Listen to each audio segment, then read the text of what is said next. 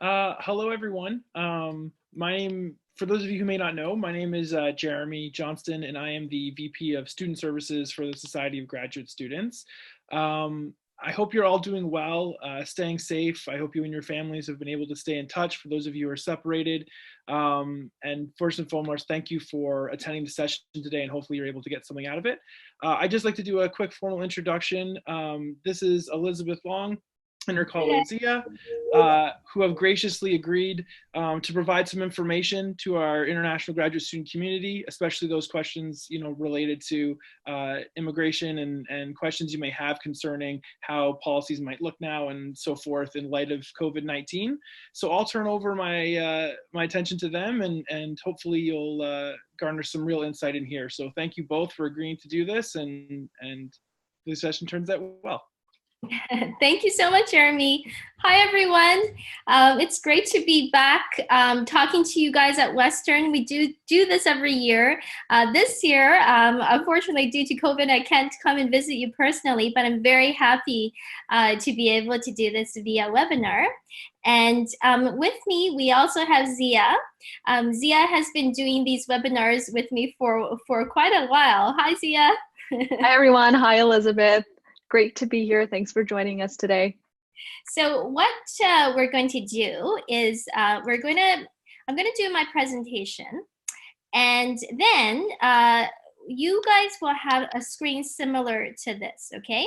And you guys are going to see a Q&A section, a button down on the bottom, okay? And you can basically click on this button if you have any questions during the presentation, and Zia will be there to answer your questions. And a lot of you have also emailed us questions. And so what we're going to do is, if I'm going to try to cover as many of that during the presentation, but in the end, Zia will be presenting some of the questions that you guys have asked, and we'll be discussing them at the very end. Okay? All right. So here's what we're going to talk about. Today, we're going to talk about how to make sure that you guys keep legal status in Canada. We're going to talk about how to apply for the post-grad work permit. And then we're going to move on to how you guys can qualify and apply for permanent residence. Just a couple of concepts that I like to run through in my presentations that are very important for you to know if you have temporary status is this. The first one we want to talk about is implied status. So how implied status works is, if you have temporary status, if you have a study permit, a work permit, or visitor status, you will have an end date to the time that you are able to stay in Canada. And so, for example, on your study permit, you'll have valid until that date, okay? Now, if you wanted to stay in Canada longer, let's say you wanted to study more, okay?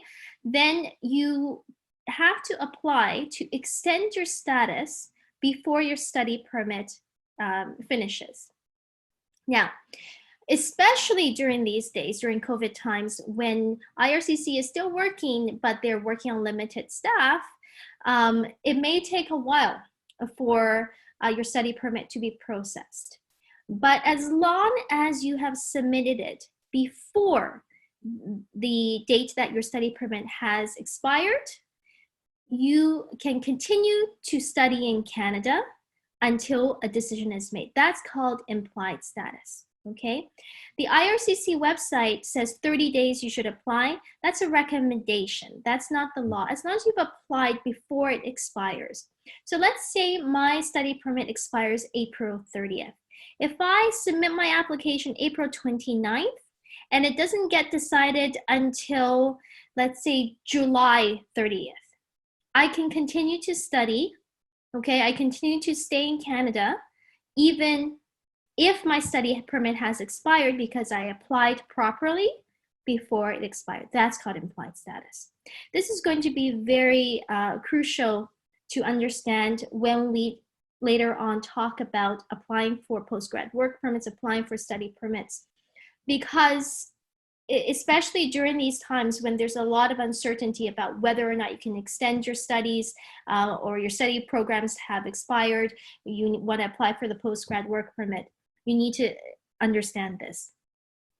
Now, what if you you didn't apply in time? Okay, what if you forgot and you looked at your study permit on May 1st and your study permit expired on April 30th? Well, at that point, you have a second chance. You don't get a third chance, okay? You have a second chance, and that's called restoration of status. So you have 90 days in Canada to apply to restore your status, okay, if your status has expired. Now, while you are waiting for the restoration of status, you can stay in Canada to wait for it, but you don't actually have status.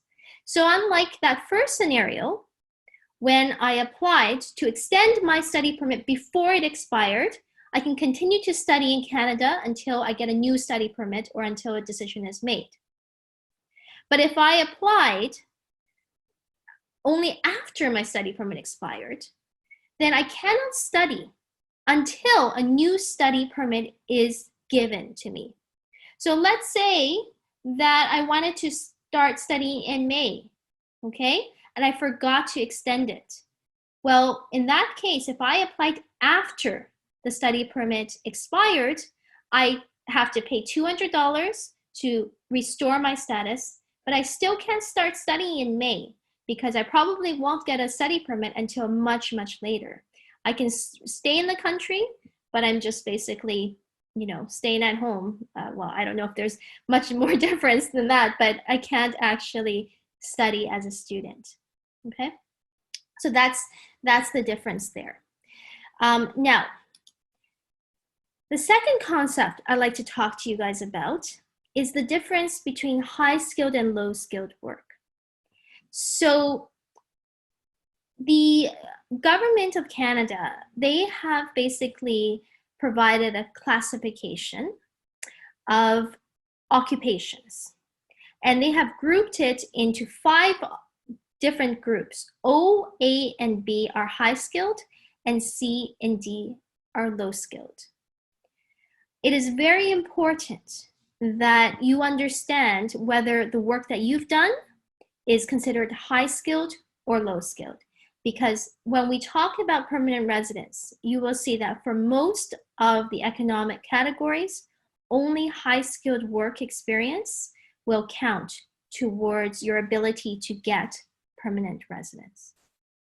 So let's, for example, what is high-skilled, what is low-skilled?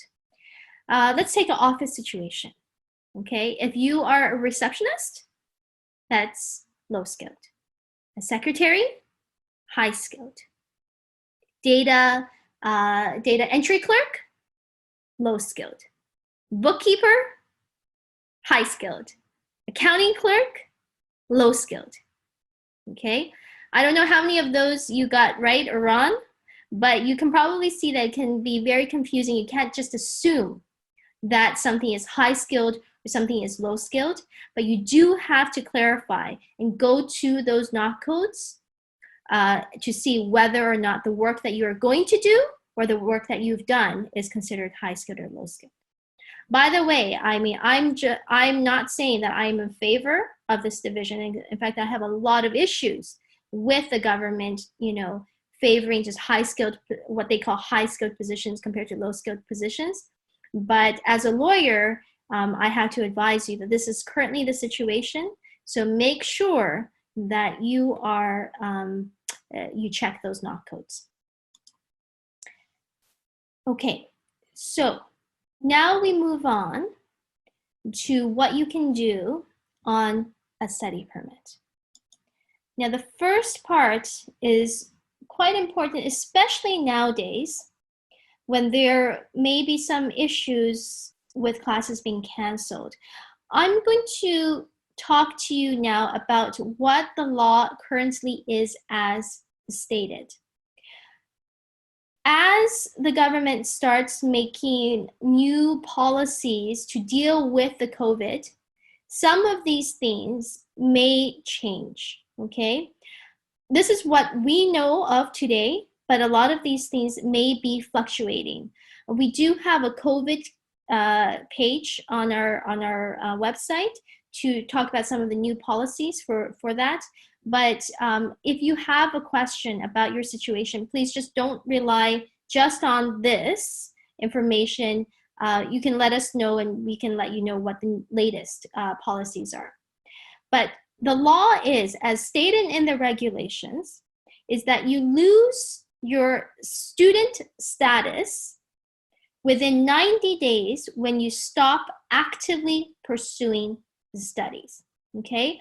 So that means that you're supposed to be studying, whether online or whether it's, in class. Right now, it's okay. The government has said they are not going to penalize international students for studying online because of COVID, okay? Or if you are on a scheduled break. So if you're going to be going on summer break, that's a scheduled break, you can do that. Or if it's a special authorized leave. Now, authorized leaves have to be granted by the school, okay? And there are, for the most, it's 150 days. You can't assume that you have authorized leave just because the school has canceled classes per se, okay? It may be a scheduled break, okay? But authorized leaves are usually very personal to the individual. So you should check with your school whether or not you get an authorized leave or not, okay? So other than the scheduled breaks and authorized leaves, if you stop actively pursuing studies, you lose your status within 90 days. So this is a little bit interesting here. Let's say you finish your studies in December, okay, and you want to continue to study in another program, in May, okay, but you have your school cancels the May programs because of COVID, okay? And they said, well, now we're going to push the classes to September. What should you do? Because now, is that a scheduled break or not?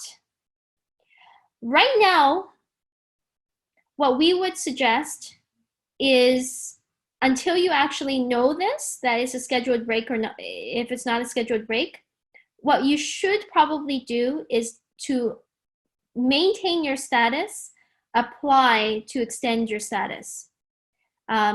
Even if your study permit has not expired yet, apply to extend your study permit, just in case immigration says, no, that's not, you still have to, if you're out of school, right, for longer than 90 days, and it's not a scheduled break anymore,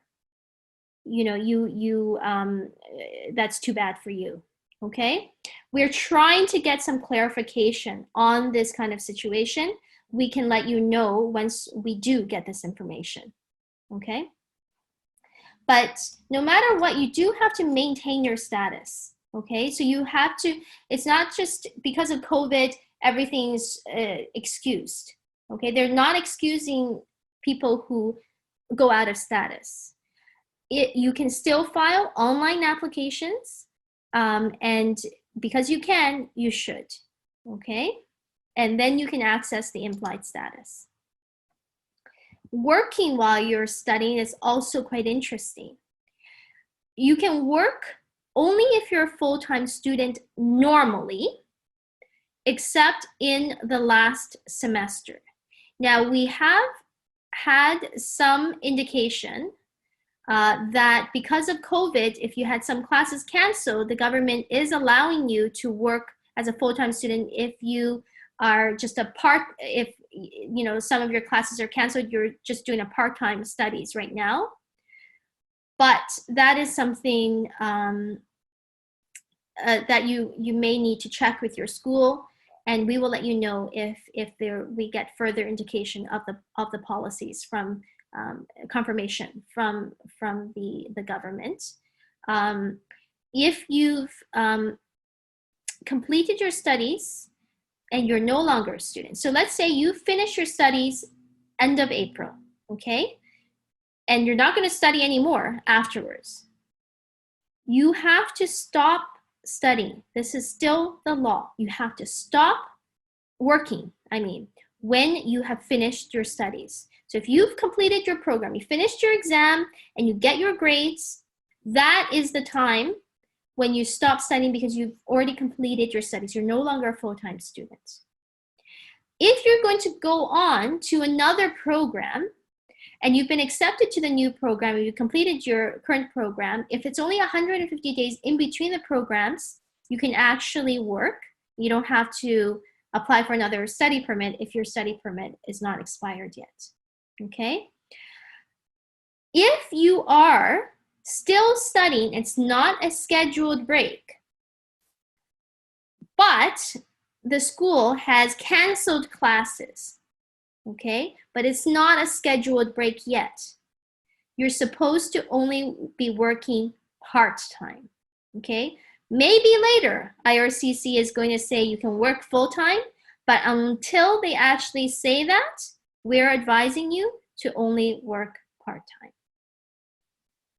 I apologize for being so wishy-washy on a lot of this advice. I just don't want to tell you guys things that we are not certain about.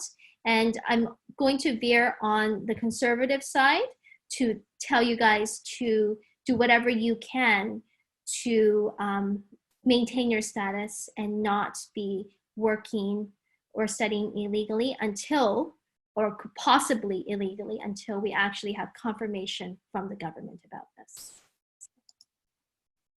Okay, let's talk about post-grad work permits. The first question you should be asking is if you should be applying for a post-grad work permit. The post-grad work permit is really a golden ticket. You can only get one golden ticket in your life, and it better be worth your while, okay? The length of the post-grad work permit coincides with your program. So if your program is 1-year program, you only get a 1-year work permit. If it's 2 years, you get a 3-year work permit.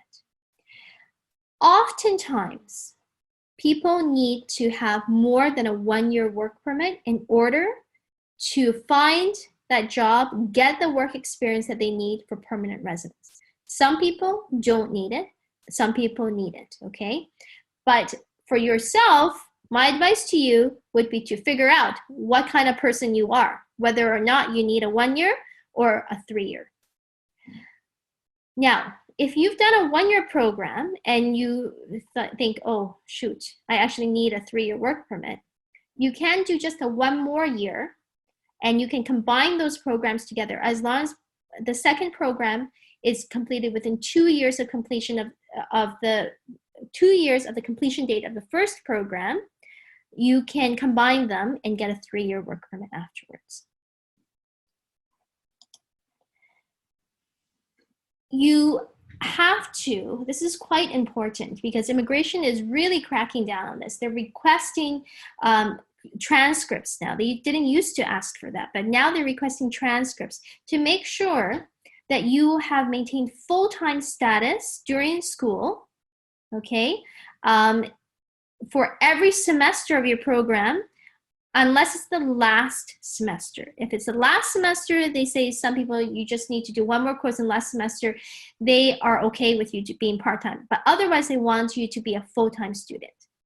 Now, in terms of COVID, they may be a lot more flexible with that, but you want to make sure, if you can, to be full-time.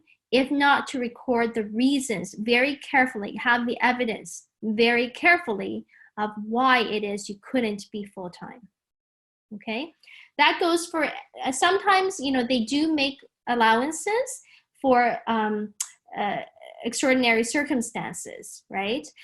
So if you didn't have a choice and you had to go part-time for 1 semester, keep the reasons, keep the evidence as to why, because we would need to have that in order to apply for the postgrad work permit.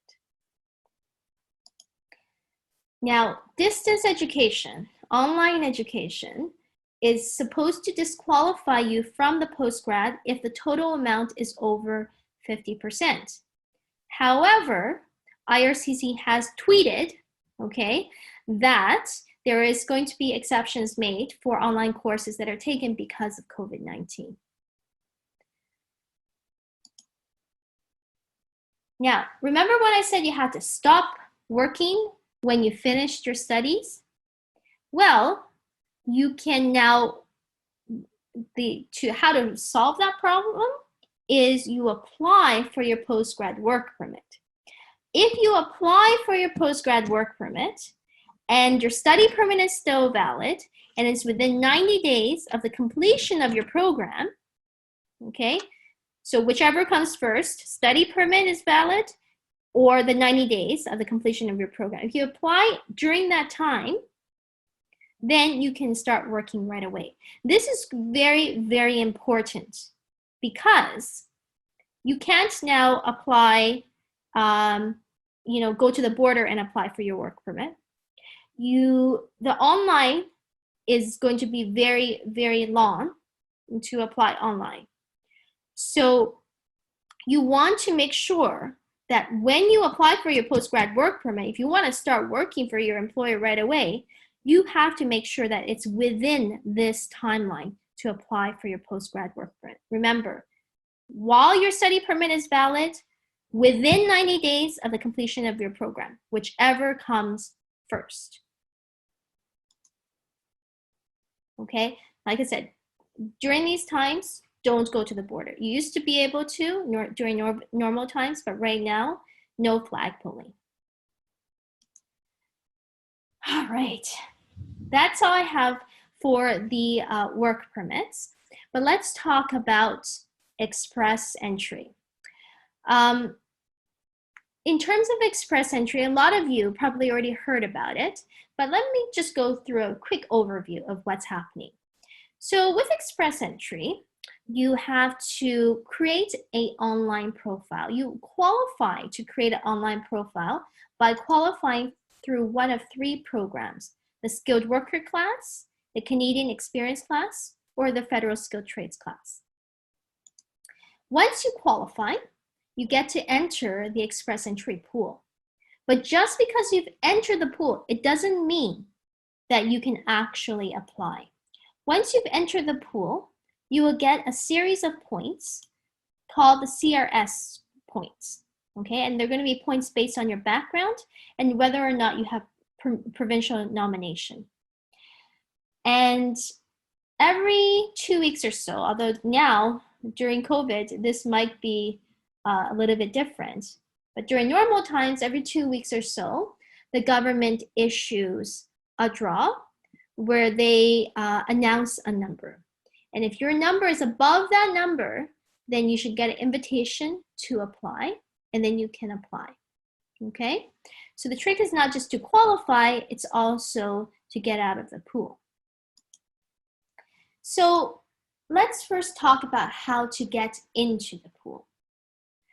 In the first category, many of you probably already qualify. Even if you don't have Canadian work experience, you might already qualify. I have many people who go through express entry who have never even stepped foot in Canada, okay?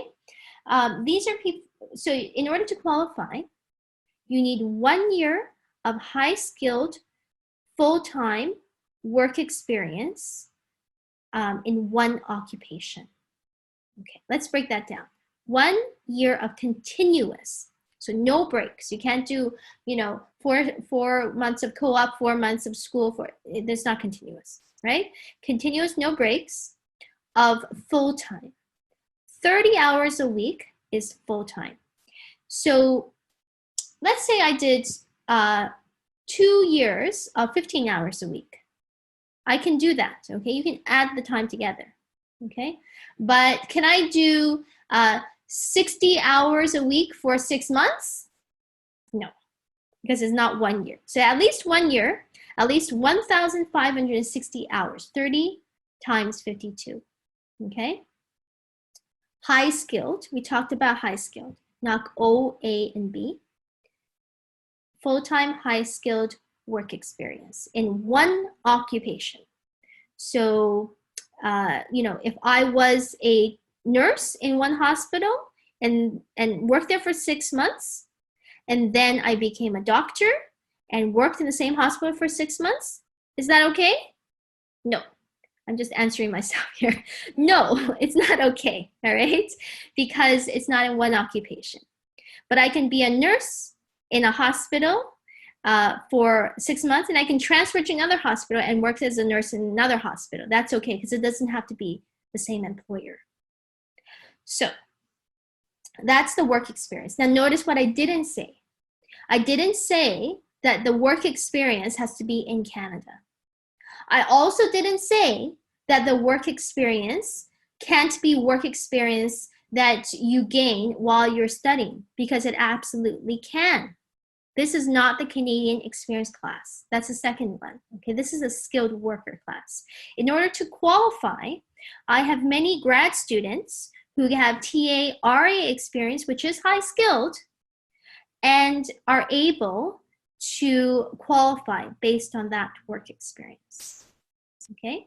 Other than the work experience, you'll also need to pass the IELTS or the French exams, TEF, or CELPIP. The language requirement for IELTS is 6.0 in each category. Now, this is just to get into the pool. It's a different story about getting out of the pool. Okay. After that, we look at the rest of your points in your background. It has to meet a skilled worker score of 67 points. And you'll have to have some savings, around 13,000 for one person to show that you can support yourself. Okay? So that's the skilled worker class. Like I said, many of you probably already qualify. The second one is the Canadian experience class. This is one where the work experience for this one is very different from the skilled worker class. The work experience for the Canadian experience class is this. You need 1 year within 3 years of application of high skilled work experience that is at least 1,560 hours, so 30 hours a week times 52 weeks, okay? That is high skilled. In Canada, when you are not a full-time student, that is legal, and that when you are employed. Okay, so let's break that down. High skilled, not go in A and B, 1 year within 3 years. I did not say anything about it being continuous. It does not have to be continuous.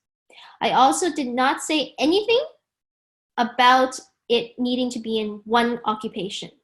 You don't have to be in one occupation. You can be in several occupations as long as you count the hours and it meets that, okay? But it has to be legal. So if you work full-time and you've completed your studies and you have not applied for the post-grad work permit, that's not legal. You won't be able to count the work experience. And could be other issues too with being illegally working, okay? But if you applied for your post-grad work permit, even if you don't have your work permit yet, if you applied for it properly, within what? Within the 90 days of finishing studying, or when your study permit, before your study permit expires, whichever comes first, if you apply for it properly, you can start working legally. So right now, before COVID, it was taking 100 days for the work permits to be processed. Maybe now it takes 120 days, 130 days. Guess what? If you start working while waiting for the work permit, you don't have to waste 3-4 months of not working, okay? You can start working and collecting your experience right away if you apply for the post-grad work permit properly. And that will count towards this. Now, another very important thing is you have to be employed. Self-employment work will not count for Canadian Experience class. What's self-employment work? Well, obviously, you know, if you open up your own company and you work for yourself, well, that's self-employment work. Also, if you are a contractor, what is called a contractor. So, for example, if you go and paint a house for someone, okay? Let's say I hire a contractor to paint a house for me. When I hire that person, I say, okay, $1,000 to paint a room. Okay, fine, I'll give you $1,000, right? I'm not gonna deduct EI, CPP, income tax from the $1,000. He's saying, what are you doing? You said $1,000, you give me $1,000. That's a contractor. He works for himself, he's contracting with me. The same thing is if you go and work for a company or a business and they say, listen, I don't want to bother immigration, bother the CRA, my accountant. I'm just going to give you the money and then you claim your own taxes. Then immigration could very well say you worked as a contractor. To work as an employee, you should be looking for the employer to give you a T4 at the end of at the beginning, usually in February. They will give you a T4. And when you get a paycheck, you will get your EI, CPP, income tax deducted from it.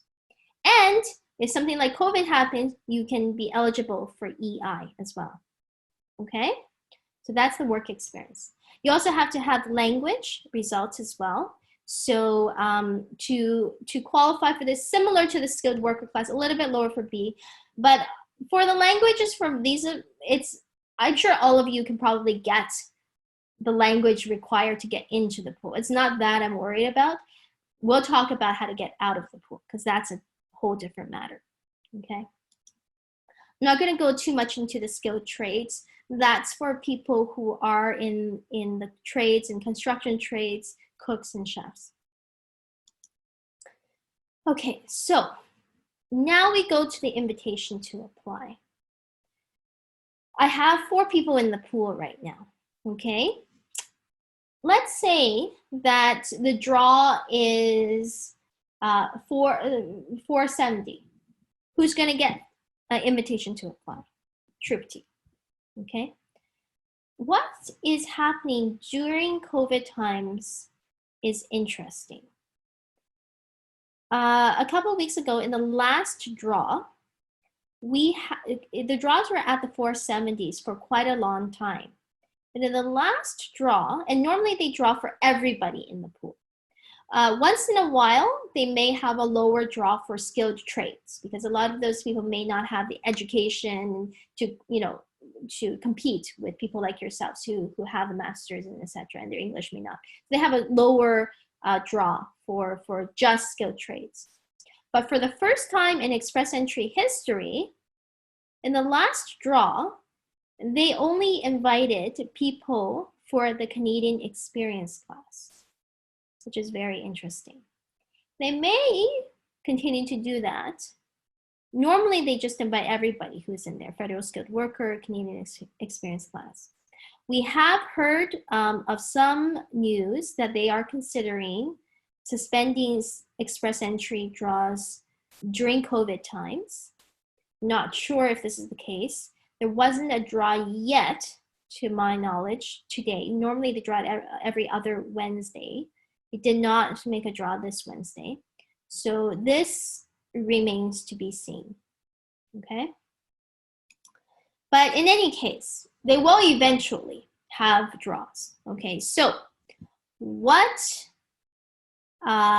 gives you the points for Express Entry to be drawn out to get that invitation to apply? Here are the factors.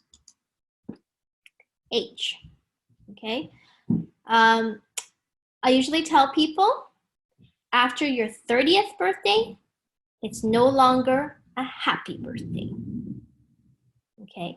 Because after your 30s, the points start dropping, 5, 6 points during your 30s. 40s is a fast slide down, minus 10 points, minus 11 points. By the time it's your 45th birthday, the good news is it doesn't go down anymore. The bad news is it's 0, okay? Not a lot you can do about age, except apply earlier when you can. Education. Education is quite important. If you have 2 degrees, and one of them is at least a 3-year program, like a bachelor's, that will make your score jump. Language is oftentimes a dividing factor. You can get over 200 something points through language, okay? So normally, if you don't have work experience in Canada, what we look at is for your English score to be at least a 7.0 in reading, writing, and speaking, and an 8.0 in listening for your IELTS, and it's 9s for all of the CELPIP, okay? If you have French, that is beautiful, okay? If you have French, we will add points for that, and we had more points afterwards as well, okay? So if you have French, it's worth it to do the French exam. Canadian work experience is also very important. That is why, for a lot of you, the post-grad work permit is that golden ticket that's going to get you the PR, because that's going to allow you to get work experience. The Canadian work experience that I'm talking about here is the same as the one for the Canadian experience class, except it's within 10 years instead of 3 years. And that work experience has to be when you are not a full-time student, okay? But that is why sometimes, let's say you have a post-grad work permit only for 1 year, and say you can't find a job for 6 months. That could be an issue, right? So that's something to keep in mind. Foreign work experience. If you have work experience outside of Canada that's high skilled within the last 10 years, we can use that to get you up to 50 points for express entry. A spouse, oftentimes a single person can get more points than a spouse, a little bit more points, unless you have what's called a super spouse, okay? Well, I call it super spouse. So someone who has a very high level of education, their English or French is good, and you know, they have some Canadian work experience, then that can also increase your points as well. We're going to talk about the Ontario's provincial nominee programs. The provincial nominee programs are not all of them give you 600 points. It has to be an express entry linked provincial nominee program that will give you those points. And then, of course, previous study in Canada. So if you're doing a master's or a PhD at Western, you will get your 30 points, which is very significant. Arranged employment, this you don't get with your postgrad. It has to be either an LMIA or employer-specific work permit. If you have siblings who are Canadians or permanent residents, you get 15 points. And again, like I said, the ability to speak fluent French, which is very important. And trade certification, that's to do with those in the skilled trades. Okay. Okay, so let me talk a little bit about the Ontario's provincial nominee program for express entry, where you might have a chance to apply with them for 600 points in addition to add it to your express entry points.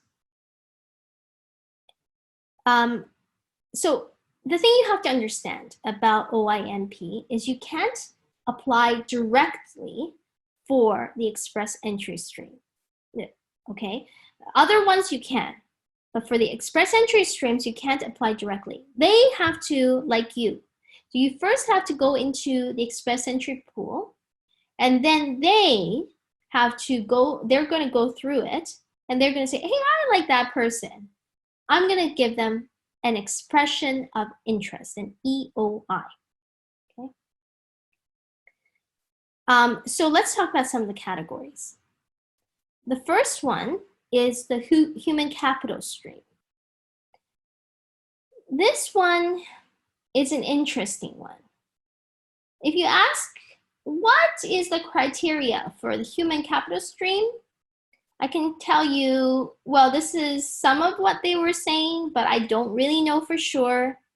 If you ask the government, what is your criteria for the human capital stream? They can say, well, these are some of the people we're considering, but we are not sure. Okay, so it's kind of up in the air.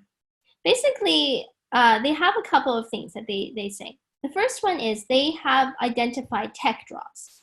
So tech draws are people who have a tech background, and they are have experience in one of the occupations that are listed there.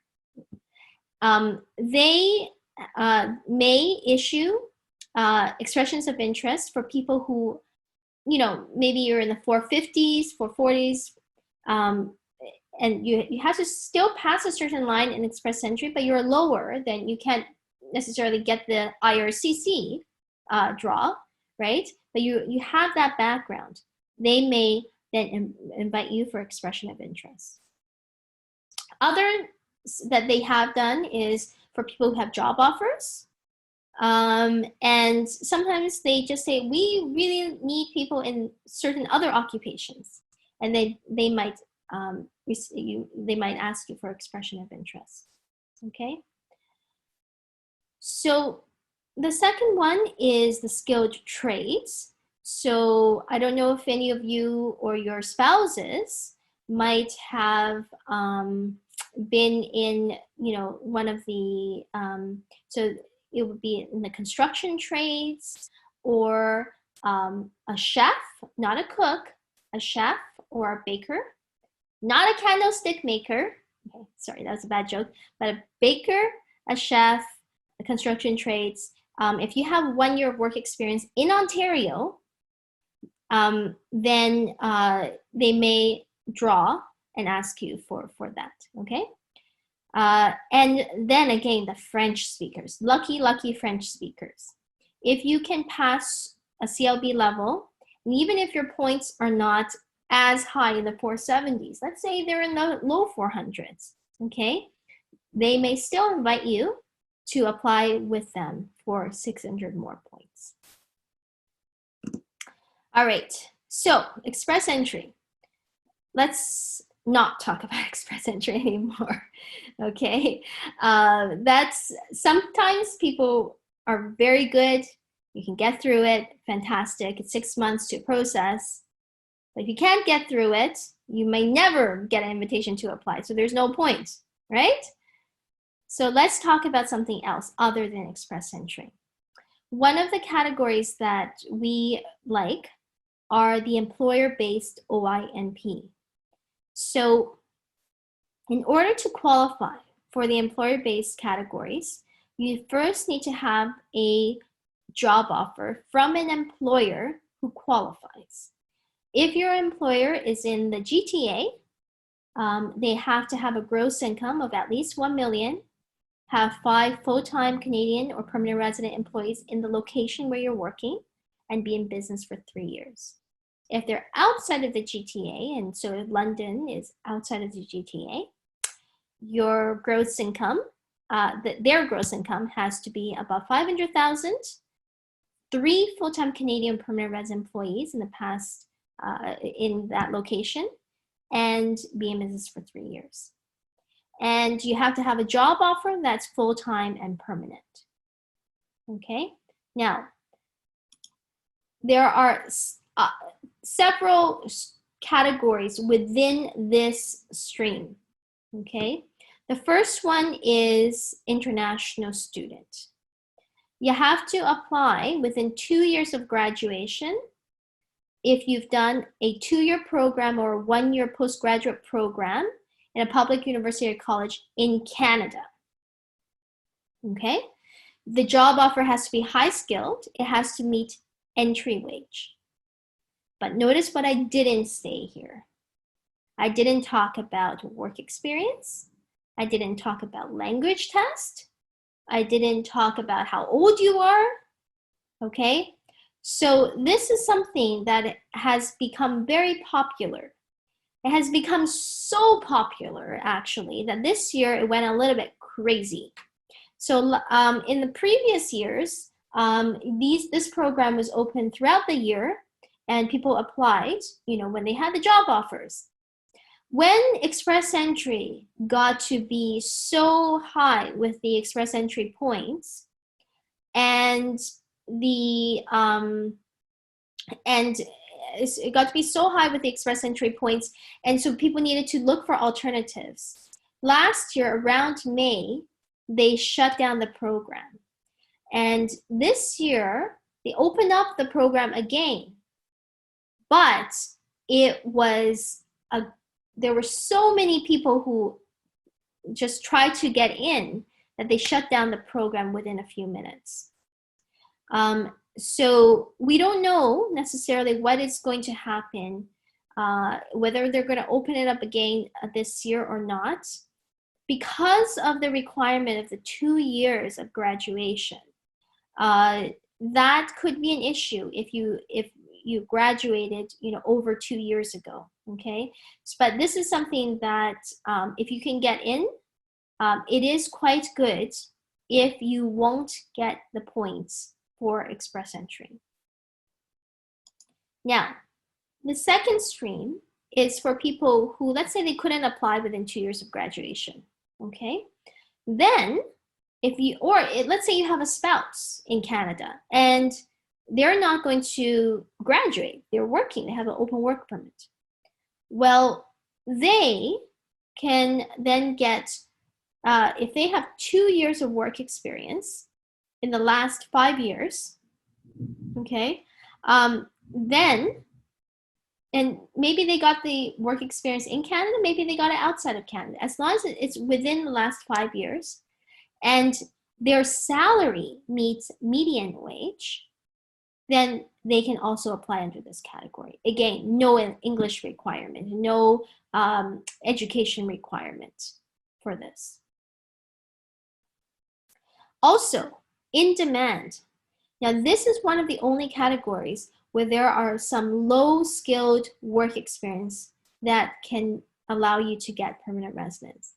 So the job offer doesn't have to be high-skilled, but it has to be something that is on the list. Some of the programs can be farm worker, construction laborer, truck driver. They are talking about adding some new ones like sewing machine operators. So there is a list, okay? And you have to have 9 months of work experience in Ontario in the occupation. Also, there are things where you have to have at least a high school degree. You have to pass this English level of 4, and you have to have enough savings, etc. But other than that, this is something that could be good and this one is still open throughout the year. This is not that popular yet, that it's still open throughout the year. The second one, we do anticipate it to be open again. It was open at the same time as international students, so that was pretty crazy. But we do expect this to be open up again, perhaps later this year. Okay. Zia is actually going to be doing leading a presentation with OINP program managers for a program for the Canadian Bar Association or the Ontario Bar Association later on this month. So we may have more information afterwards as well. Okay, so this is the employer-based programs. This is something that we might recommend to you if Express Entry doesn't necessarily work as well. There is also the master's and PhD streams. Now, the master's and PhD streams for the past few years have been crazy as well. PhD, not as much. If you completed your PhD, oftentimes those programs are still open for a while, but the master's stream opens and closes like that. It's kind of like buying tickets on a Ticketmaster, which I don't say that with, much glee. Because it's pretty crazy. But if you can get a spot there, then you don't need a job offer. You do need to, so what happens is with these programs, you first have to create a profile, which doesn't require much more than your passport, right? Your date of birth, and your passport numbers and etc. and your email. But what it does require is within 14 days, you have to submit a complete application. And one of the things on that list is your English exams. So if you want to maybe see your chances of doing this, you should do your English exam before, English or French, okay? Because you have to have at least CLBF 7, which is 6.0 in IELTS for each of this. Okay. One last program that I wanted to tell you guys about. I don't know if any of you are interested, but maybe your spouses are here and are interested. By the way, for spouses, I have had some people ask me this question. If you do have a spouse, and that includes someone who you're married to or someone you have lived with together in a conjugal relationship for at least 1 year, that's common law, right? Then they are eligible for a work permit while you are students. Afterwards, when you apply for your post-grad work permit, they can extend their spousal work permit, but they can only extend it if you yourself have a high-skilled job, okay? So, for the caregiver program, maybe you have someone who is a spouse and they're looking for something to do. They have the open spousal work permit, and if they worked for 24 months, 2 years in Canada, caring for children, disabled person, or an elderly person in their home, they don't have to live with them. They just have to go and during the day, care for them inside their home. And they have at least a 1-year post-secondary education. They can pass the CLB benchmark of 5. So that's the English level, around the 5.0 level for the IELTS, or 5 for CELPIP. Then they can apply for permanent residence for the entire family. Okay, so this is something that you might want to consider as well. All right, we've talked a lot today about all sorts of interesting and complicated things. What should you guys be thinking about? The first thing is you have to have a plan. What we're telling you today is general information, but what you need to know is what do you need to do to get to your goals. I'm going to have a slide afterwards to give you our contact information, and you can certainly book a consultation with us. We will give you a discounted rate if you have come to the webinar, and just let us know and we'll give you that discount as well. You have to, once you have your goals, you have your plan, you got to make sure you get there. You got to take those practice exams for IELTS, study and do some practice exams, right? Make sure that you have the programs that you need when you're studying, right? Maybe you do need to do 2 programs because you need to get that 3-year work permit, okay? And just make sure, for example, that the time on your work permit is enough. Make sure you stay in status. Now, this can be quite tricky, especially during these times, but always err on the conservative side. Don't assume Don't say, oh, my friend told me this, okay? Make sure that you get the proper information, the official information, and you stay in status. A lot of times right now, we are seeing people come to us after the post-grad work permits have been rejected, after, you know, they've applied for express entry and it's been rejected. If your application is rejected, you have to contact a lawyer right away because there are timelines, very, very strict timelines. The federal courts, if we were to go to federal court, if you've applied inside Canada, the notice period is 15 days. During COVID times, that is relaxed somewhat because you know, the courts are suspended. But in normal times, it's 15 days from the date of rejection. If you don't file the notice within 15 days, then you could very well lose your chance to apply, okay?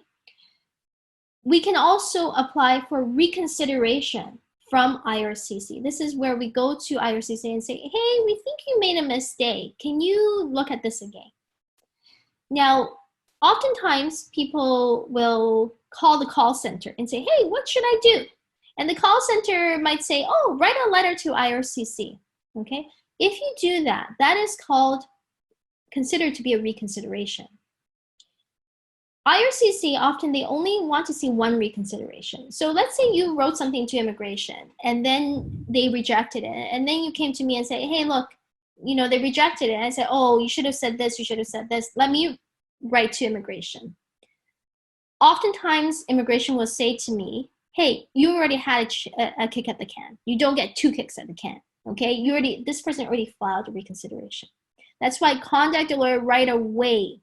Don't just call the call center and do some things yourself, okay? Because that one kick out of the can is very important.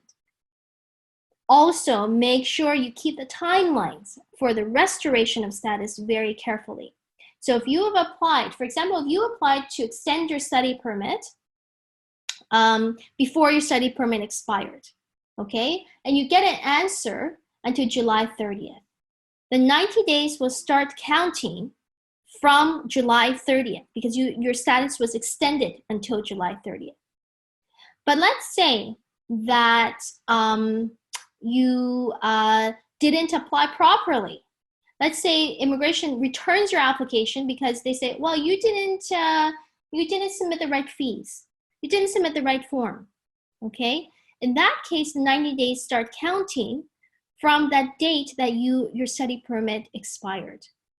Okay, so, but no matter what, make sure that those 90 days, you file restoration of status before them. Because if you don't, then it can get very, very complicated afterwards, okay?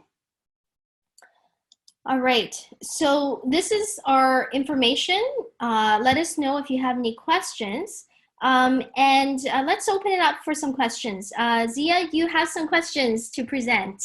Yes, we've gotten some great questions today. To start, Elizabeth, can you go over when someone can work on their study permit, right? So when they're near the end of the program, they still have a they still have their study permit. When are they able to work? When do they need to stop working? When can they restart working? Can you just go over that timeline again, please? Sure.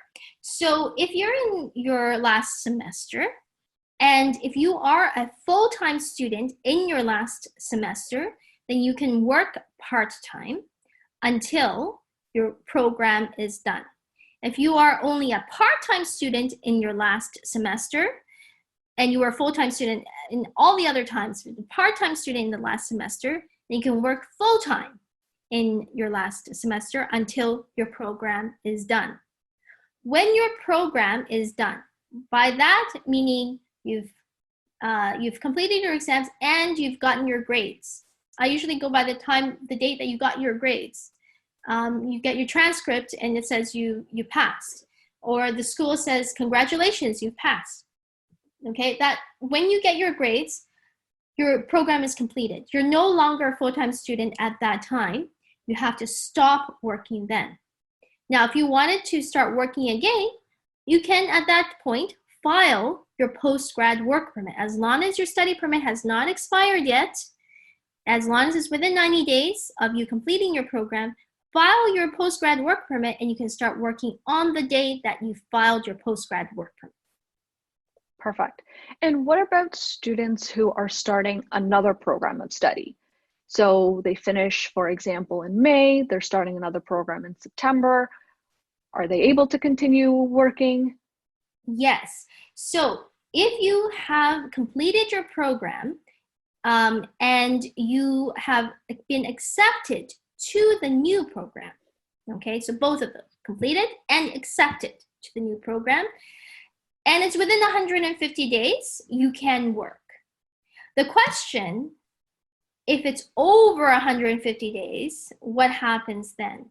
So usually you can work the first 150 days, but it could be that immigration says, well, your status, what happens to your status after 150 days? That's a question there. Because of COVID, this is actually a pretty common occurrence. A lot of the May semester is being canceled, right? Like I said, we've already sent an inquiry to immigration. And once we do know about that, then we'll be able to let you know. If you do have questions like that, do let us know, and check our COVID update page. It's right on the bottom there. That's where we keep a lot of updates due to the COVID-19 situation. Okay, great. Now, so let's say someone's finished their program is starting in September. So going back to the same example we were just talking about, what happens if the study permit itself is expiring in the middle, right? So let's say the first program finishes in May and study permit is expiring in June. Mm-hmm. Then what does a person need to do? File the extension for your study permit. File it before it expires, right? If it is a really, really long time, let's say your study permit doesn't expire until next year. Okay, well then maybe you can wait a little while and maybe file. Normally I say within 5 months or so, you can file your extension. But if it's going to expire in a month, file that study permit. If you file it before it expires, you can continue to study. If you file it after it expires, you cannot continue to study until you have to file the restoration, and then you can study once the new study permit comes. Perfect. So let's say I need to do that. I need to file an extension of my study permit. What happens if I can't get the documents from the school to demonstrate that I'm still studying, or I will be studying in a new program? What do I do then? Do I not need to extend it? You always have to extend it. But immigration is recognizing that during these times, sometimes you can't get documents right away. And to be honest, if you file the study permit today, they probably won't get to it for a while. Okay? So you don't file the application.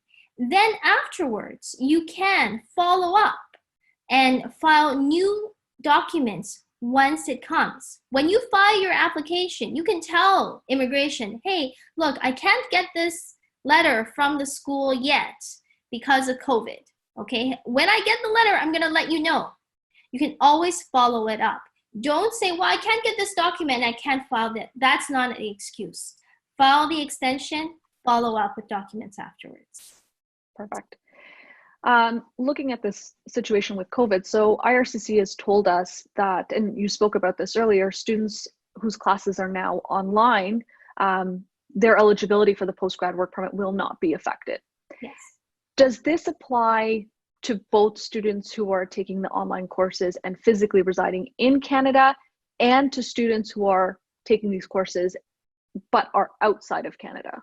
Yeah, we have received word through the Canadian Bar Association. They've been contacting lawyers through the Canadian Bar Association that they are allowing students to do this.